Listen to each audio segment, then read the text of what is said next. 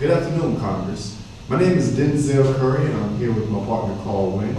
We represent the U.S. Border Patrol, and today we want to talk to you about immigration control in our U.S.-Mexico southern border. We're going to start with a brief clip that explains our topic to you today.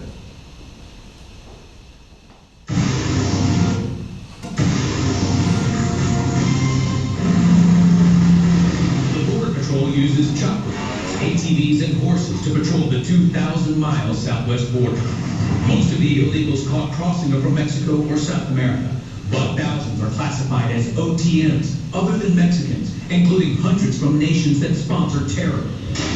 These are the records we obtained at this federal detention center near Phoenix, Arizona. We found illegals from Afghanistan, Egypt, Iran, Iraq, Pakistan, Sudan, and Yemen in custody.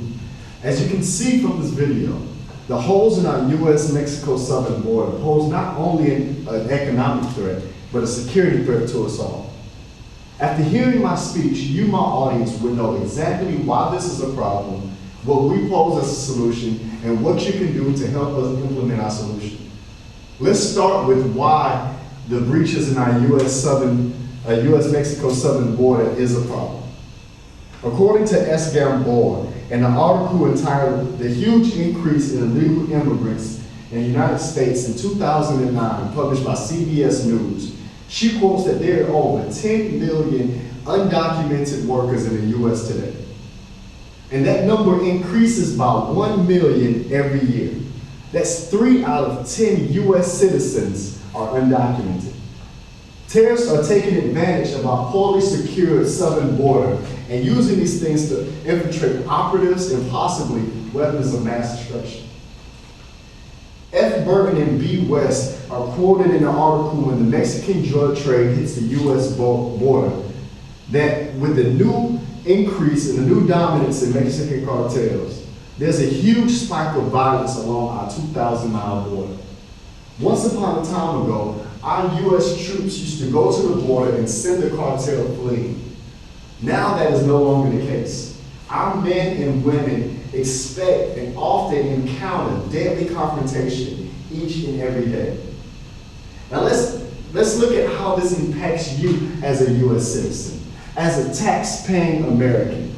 In California alone, they spend an estimated $10 billion on the U.S. immigrants, on the illegal U.S. immigrants. That's $7.7 billion to educate the children of these illegal immigrants. Another $1.4 billion for uncompensated medical outlays for these illegal immigrants. And once again, $1.4 billion to incarcerate these illegal immigrants. My partner will talk to you today about what our solution is to this problem. Thanks for the introduction. I want to start with an article published in the New York Times by Julia Preston on October 19, 2011, entitled "Some Sheer Border Fence as Others Ponder the Cost." It was estimated that it would cost roughly $8 billion to build this fence and maintain it for over 20 years. Now let's look at what $8 billion gets us. As you can see, this is the 2,000-mile state-of-the-art fence that we propose to have built. This fence includes vehicle barriers, multiple I might add, a 12 to 15 foot high fence, surveillance cameras, motion detectors, a ditch, fences, as well as underground tunneling detectors, which would stop any and absolute every attempt for illegals to come into the country.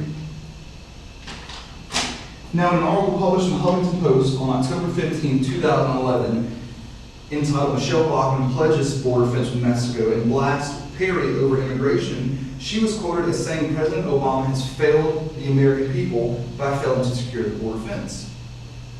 And also she said, "I will secure that border, and that is job number one." She realizes the security threat that is posed by not having this fence in place, which is why we are pushing to have it done.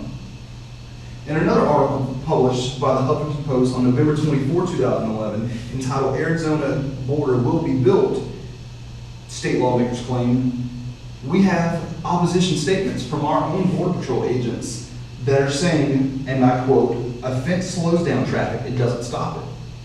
Now, there's always going to be opposition to any claim, no matter what it may be, but we believe that by implementing this fence, although it might slow and not stop traffic in the beginning, it is a step in the right direction towards making this country a more safe and secure place. Now let's look at what will happen possibly if we don't build this fence. As you see on your left, we have people climbing over what are actual parts of our board fence, just a string of barbed wire, no more than 4 feet high, absolutely easy to climb over for anyone.